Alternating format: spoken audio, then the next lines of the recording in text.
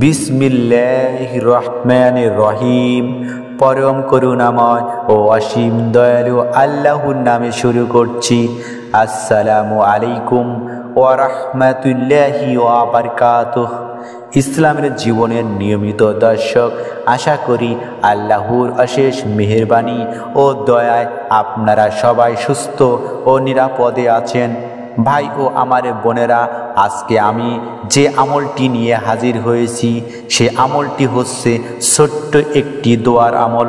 আপনারা এই ছোট্ট দোয়াটি নিয়ম মেনে আমল করে দেখুন। আল্লাহর রহমতে গায়েবী রিজিক বৃদ্ধি পাবে ও জাহান্নামের কঠিন শাস্তি থেকে নাজাত পাবেন ইনশাআল্লাহ। ভাই ও আমার বোনেরা, আজকের দোয়ার আমলটি আপনারা রবিবার দিবাগত রাতে অর্থাৎ সোমবার এশার নামাজের পর আপনারা করবেন।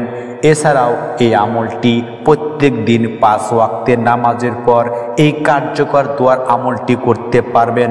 সোমবার দোয়ার আমলটি করবেন, এর কারণ রাসূল সাল্লাল্লাহু আলাইহি ওয়াসাল্লাম এই সোমবার পৃথিবীতে আগমন করেছিলেন। নবীজি সাল্লাল্লাহু আলাইহি ওয়াসাল্লাম আয় রোজগার বাড়ার জন্য এবং জাহান্নামের শাস্তি থেকে নাজাত পেতে দোয়াটি শিখিয়ে দিয়েছেন। দোয়াটি হলো আল্লাহুম্মা বারিক লানা ফিমা রাযাকতানা ওয়া কিনা আযাবান্নার। আমি দোয়াটি আবারও বলছি, আল্লাহুম্মা বারিক লানা ফিমা রাযাকতানা ওয়া কিনা আযাবান্নার। অর্থ, হে আল্লাহ, আপনি আমাদের যে জীবিকা দান করেছেন তাতে বরকত দিন এবং আমাদের জাহান্নামের শাস্তি থেকে বাঁচান। তিরমিজি শরীফের হাদিসের দোয়া, হাদিস নং 3500। ভাই ও আমার সম্মানিত বোনেরা, আপনারা যদি মনে পরিপূর্ণ বিশ্বাস নিয়ে এই দোয়ার আমলটি করেন, রিজিক বৃদ্ধির পাশাপাশি আপনাদের জাহান্নামের কঠিন শাস্তি থেকে মুক্তি পাবেন। ভাই ও বোনেরা, রিজিকে বরকত ও দোয়া কবুল করতে অবশ্যই আমাদেরকে মহান আল্লাহকে সন্তুষ্ট করতে হবে। আর আল্লাহকে খুশি করতে হলে অবশ্যই অন্যান্য আমলের পাশাপাশি দান সদকা মানুষের জীবনে বরকত নিয়ে আসে। মহান আল্লাহ বলেন, হে আদম সন্তান, তুমি খরচ করো, তোমার জন্য খরচ করা হবে, অর্থাৎ প্রাচুর্য আসবে। সহিহ বুখারী শরীফের হাদিস নং 5352। পবিত্র কোরআনে মহান আল্লাহ বলেছেন, তিনি তোমাদের জন্য জমিনকে সুগম করে দিয়েছেন, কাজে তোমরা এর পথে প্রান্তরে বিচরণ করো এবং তার রিজিক থেকে আহার করো। সূরা মুলক আয়াত নং 15। ভাই ও আমার বোনেরা, আশা করব আমল করার নিয়তে আমলের আলোচনা শেষ পর্যন্ত দেখবেন। মুমিন ভাই ও আমার বোনেরা, আমরা যদি আমল দ্বারা মহান আল্লাহকে খুশি করে ভিক্ষুকের মতো আল্লাহর কাছে কিছু চাই, ইনশাআল্লাহ সর্বশক্তিমান আল্লাহ আমাদেরকে খালি হাতে ফিরিয়ে দিবেন না। আল্লাহ তাআলা আমাদের প্রভু, তিনি সমগ্র জগৎ সৃষ্টি করেছেন আর মানুষকে সৃষ্টি করেছেন আশরাফুল মাখলুকাত তথা সৃষ্টির সেরা যিনি। আল্লাহ তাআলার রহমত ও অপার হিকমত হলো তিনি মানুষকে সফল হিসাবে দেখতে চান। কোরআন মাজিদে অসংখ্য আয়াতে তিনি তা বর্ণনা করেছেন।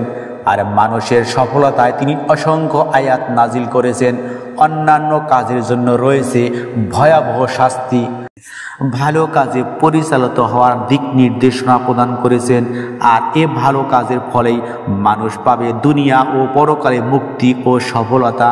আল্লাহ তাআলা বান্দাকে লক্ষ্য করে বলেন, তোমরা আমাকে স্মরণ করো, আমি তোমাদেরকে স্মরণ করব। মহান আল্লাহ সূরা বাকারায় বলেন, হে রাসূল, আপনি তাদের বলুন, আমি তার নিকটবর্তী অর্থাৎ কাছে। যখন কোনো দোয়া প্রার্থী আমাকে ডাকে, আমি তার ডাকে সাড়া দেই। অতএব আমার কাছে প্রার্থনা করা ও আমার প্রতি ঈমান আনায় তাদের কর্তব্য, হয়তো তারা হেদায়েত লাভ করবে। সূরা বাকারা আয়াত নং 186।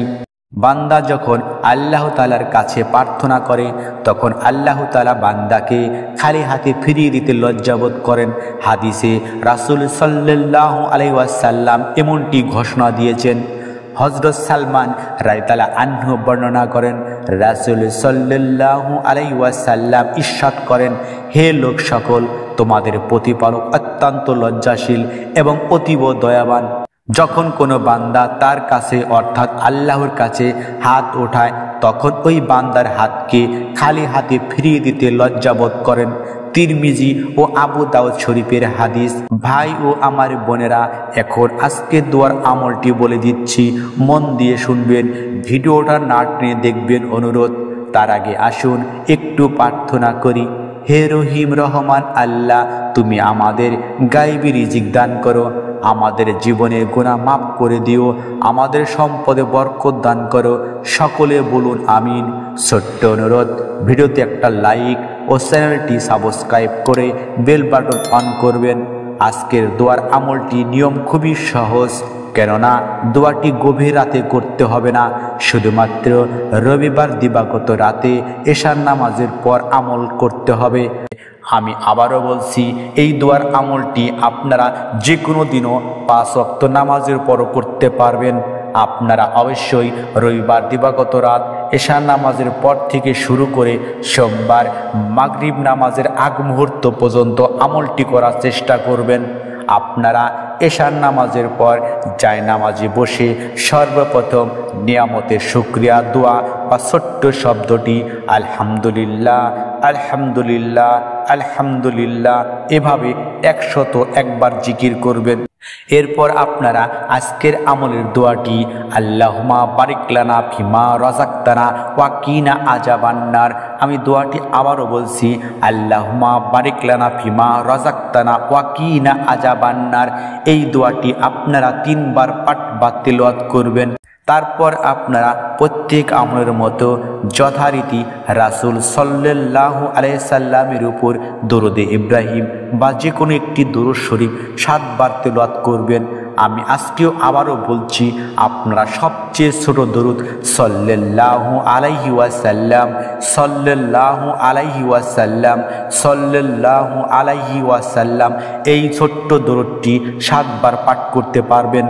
আপনারা মনে রাখবেন, রাসূল সাল্লাল্লাহু আলাইহি ওয়াসাল্লাম নিজেই বলেছেন, যে দোয়া বা আমলে আমার উপর দরুদ শরীফ পাঠ হয় না, সেই দোয়া বা আমল আল্লাহর কাছে পৌঁছায় না, কবুলও হয় না, ঝুলন্ত অবস্থায় থাকে। সর্বশেষ 2 হাত তুলে বিশ্ব জগতের মালিক আল্লাহর কাছে আমাদের গুনাহ, আমাদের রিজিক, আমাদের ঋণ মুক্তি, সংসারের সচ্ছলতা ও বরকতের জন্য কাকুতি মিনতি করবেন। চোখের পানি ফেলে দিয়ে আল্লাহর কাছে আপনার চাওয়া অভাবগুলো এবং জাহান্নামের শাস্তি থেকে মুক্তির জন্য ফরিয়াদ করবেন।